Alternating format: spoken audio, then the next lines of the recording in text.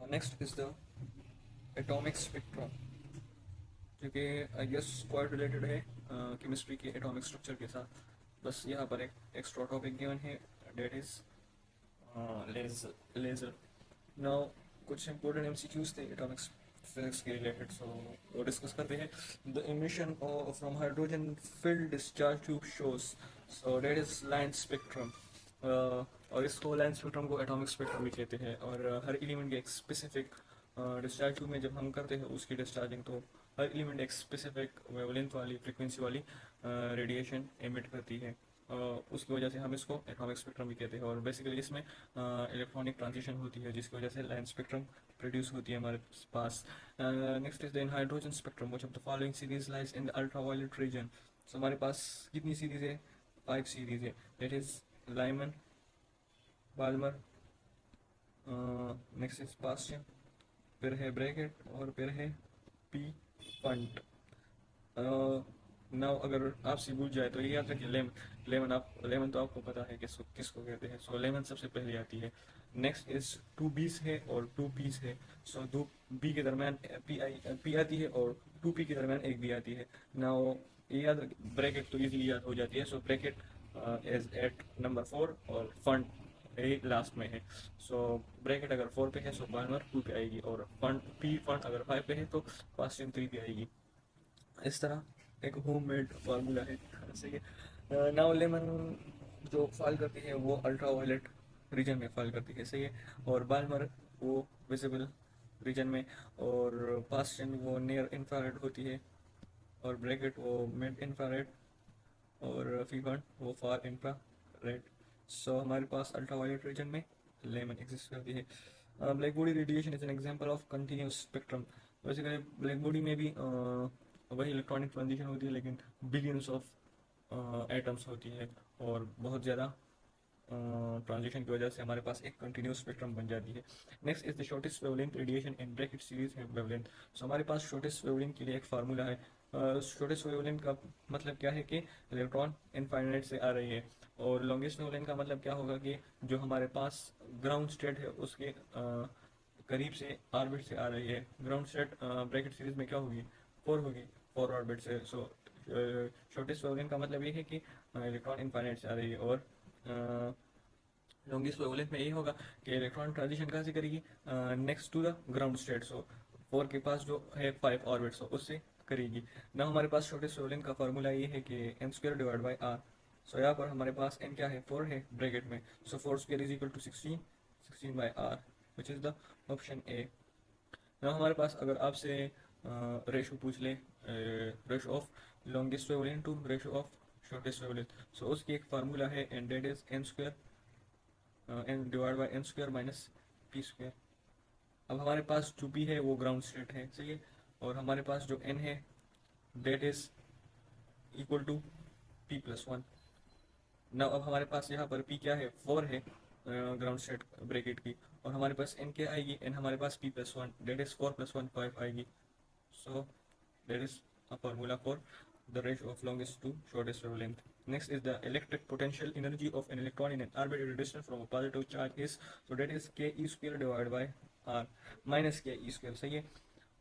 अब अगर आपसे पूछे कि अगर इलेक्ट्रॉन न्यूक्लियस के करीब आ जाए तो फिर पोटेंशियल एनर्जी क्या होगी, लाइक हम इस इक्वेशन को देखें तो हम कहेंगे कि the potential energy is inversely proportional to distance, और वहाँ पर डिस्टेंस कम होगी तो हमारे पास पोटेंशियल एनर्जी ज़्यादा हो गई. लेकिन एक्चुअली ये नेगेटिव इसको उलट कर देता है. सही है.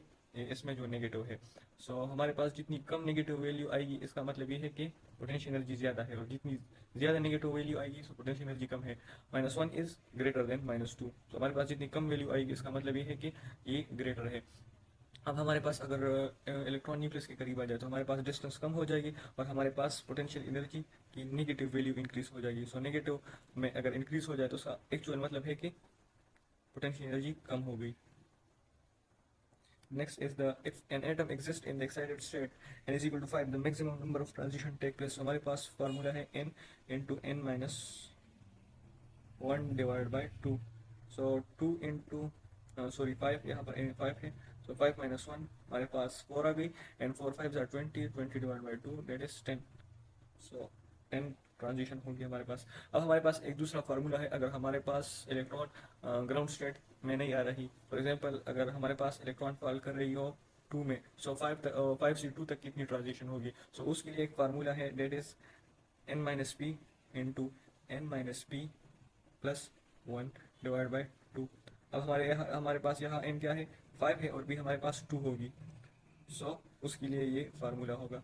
लेकिन अगर ग्राउंड स्टेट तक आ रही है सो फिर उसके लिए ये फार्मूला है। Next is the total energy of electron in state n is equal to, अगर इलेक्ट्रॉन इनफाइनाइट में चली जाए, सो अगर इलेक्ट्रॉन इनफाइनाइट भी चली जाए तो उसकी टोटल एनर्जी क्या हो जाएगी, जीरो हो जाएगी। अब जीरो का एक्चुअल मतलब जीरो नहीं है, जीरो का मतलब ये है कि इलेक्ट्रॉन के पास बहुत ज़्यादा एनर्जी होगी। The ionisation of energy of hydrogen atom is so not minus 13.6 plus 13.6 electron volt, क्योंकि आयनाइजेशन में हम क्या करते हैं, इलेक्ट्रॉन को रिमूव करते हैं, और उसके लिए हम एनर्जी प्रोवाइड करेंगे, और एनर्जी प्रोवाइड में हम क्या करेंगे, एनर्जी देंगे। सो प्लस 13.6 इलेक्ट्रॉन वोल्ट होगी, सही है। Next is the energy needed to ionize hydrogen atom from its second excited state is, so second excited state का मतलब क्या है, ग्राउंड स्टेट में हाइड्रोजन में एक इलेक्ट्रॉन है, और सो ग्राउंड स्टेट में वो क्या होगी, वो फर्स्ट ऑर्बिट में होगी। फर्स्ट एक्साइटेड स्टेट में फर्स्ट ऑर्बिट सेकंड ऑर्बिट में चली जाएगी, और सेकंड एक्साइटेड स्टेट में थर्ड ऑर्बिट में चली जाएगी। अब हमारे पास थर्ड ऑर्बिट की एनर्जी क्या होगी इलेक्ट्रॉन के पास, सो 13.6 डिवाइड बाई एन स्क्वायर, हमारे पास फार्मूला है ना। सो एन यहाँ पर 3 है, और 3 स्क्वायर 9। सो अगर हम ये 9 13.6 को डिवाइड करें तो हमारे पास -1.5 इलेक्ट्रॉन वोल्ट एनर्जी आ जाएगी। नाउ अगर हम इलेक्ट्रॉन को 1 इलेक्ट्रॉन वोल्ट एनर्जी दे, जो कि थर्ड ऑर्बिट में मौजूद है, सो ये एक्साइटेड स्टेट में ये इलेक्ट्रॉन इससे रिमूव हो जाएगी, और हाइड्रोजन को हम आयनाइज कर लेंगे। सो हम +1.51 इलेक्ट्रॉन वोल्ट एनर्जी देंगे। Next is the de Broglie wave present in the fifth Bohr orbit is, so de Broglie ने बेसिकली क्या किया था, उसने एक्सप्लेन किया था बोहर के सेकंड पोस्टुलेट को। बोहर खुद भी नहीं जानता, उसने इसकी एक्सप्लेनेशन नहीं दी थी, पर डी ब्रोगली आ गया, उसने एक्सप्लेनेशन दी थी। एंगुलर मोमेंटम क्या थी हमारे पास, NH डिवाइड बाई 2 पाई थी। सो इसकी एक्सप्लेनेशन डी ब्रोगली ने की थी, और डी ब्रोगली ने क्या कहा था कि हमारे पास इलेक्ट्रॉन की एक जो रिवोल्यूशन करती है अराउंड द न्यूक्लियस, सो वो स्टैंडिंग वेव्स प्रोड्यूस करती है, और standing waves will be the integral multiple. अब हमारे पास अगर इलेक्ट्रॉन फर्स्ट ऑर्बिट में हो सो वो 1 स्टैंडिंग वेव प्रोड्यूस करेगी, सेकंड ऑर्बिट में हो सो सेकंड, फिफ्थ ऑर्बिट में हो सो 5 स्टैंडिंग वेव प्रोड्यूस करेगी। Next is the second ionisation potential energy of the hydrogen atom is, so second ionisation potential का मतलब क्या है energy. So first ionisation energy का मतलब ये है पोटेंशियल एनर्जी का हमने एक इलेक्ट्रॉन रिमूव किया एटम से। अब सेकंड आयनाइजेशन पोटेंशियल की मतलब ये है कि हम दूसरे इलेक्ट्रॉन रिमूव कर रहे हैं, and we know that hydrogen के पास एक ही इलेक्ट्रॉन है, इसके पास दूसरे इलेक्ट्रॉन ही नहीं है, सो दूसरी आयनाइजेशन पोटेंशियल एनर्जी कहाँ से आएगी।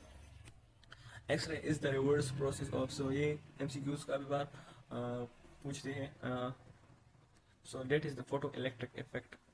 इस तरह फोटो इलेक्ट्रिक इफेक्ट में हम क्या करते हैं, लाइट होती है फोटॉन, एंड वो फॉल बैक करती है मैटर पे, और उससे इलेक्ट्रॉन जनरेट होती है। एक्सरे में क्या करती है, हम इलेक्ट्रॉनिक गन यूज़ करते हैं, इलेक्ट्रॉन टारगेट करते हैं और टारगेट मटेरियल पे, और उससे रेडिएशन प्रोड्यूस होती है। सो reverse of photo electric effect, photo electric में इलेक्ट्रॉन वेव्स जा रही होती है और इलेक्ट्रॉन प्रोड्यूस कर रही होती है, सही है। और एक्सरे में क्या होती है, एक्सरे में इलेक्ट्रॉन स्ट्राइक करती है टारगेट पे, और वहाँ से हमारे पास इलेक्ट्रोमैग्नेटिक एक्सरेज प्रोड्यूस हो जाती है। एक्सरेज क्या है, इलेक्ट्रोमैग्नेटिक रेडिएशन है। सो दोनों एक दूसरे के उलट है। The most energetic wave and X ray characteristic spectrum is, so the most energetic wave जो है वो के गामा है, सही है। के अल्फा का क्या मतलब है कि इलेक्ट्रॉन कम्स फ्रॉम L2K, और बीटा में क्या होगी फ्रॉम M2K, और गामा में क्या हो जाएगी N2K। So N is the high energetic, सही है। सो बहुत ज़्यादा हाई ऑर्बिट से आ रही है लो ऑर्बिट में, सो इस दौरान हाई एनर्जेटिक वेव प्रोड्यूस होगी। नाउ एक दूसरे MCQs है, उसमें the most intense wave. So intensity का मतलब ये है कि number of wave, so number of waves किसमें बहुत ज़्यादा जनरेट होगी कि अल्फा में, क्योंकि सब वेव्स ग्राउंड स्टेट में सब के केशन में सब इलेक्ट्रॉन जाएगी, और सारी ट्रांजिशन वहाँ होगी। सो मोस्ट ट्रांजिशन के में होती है, एंड डेट्स वाई हमारे पास बहुत सी वेव्स के अल्फा की जनरेट होते हैं, और उसकी के अल्फा की इंटेंसिटी सबसे ज़्यादा होती है। In helium neon laser, the laser are active is, so हमारे पास दो मटेरियल होती है, एक पंपिंग मटेरियल और एक lazing material. Lazing material actually में वो जो लेजिंग वाला काम करती है, लेजर वो वो प्रोड्यूस करती है, और पंपिंग मटेरियल बेसिकली उसको एक्साइट करती है। सो पंपिंग मटेरियल याद रखें कि पंपिंग मटेरियल वो क्वांटिटी में ज़्यादा होगी और लेजिंग मटेरियल क्वांटिटी में कम होगी। सो हीलियम नियॉन में हमारे पास जो लेजिंग एक्चुअली करती है वो नियॉन करती है, और helium as a pumping material काम करती है। और आप इसकी क्वांटिटी को भी देख ले, 20 to 10% ये होती है और 80 to 90% हीलियम होती है हीलियम नियॉन लेज़र में। Now helium to neon ratio in helium neon laser is, हमारे पास हीलियम 85 to 50 रेशो, सही है, 85 to 15 रेशो या 90 to 10 रेशो या 80 to 20 रेशो, ये इसकी रेशो है। So that is all about of atomic physics.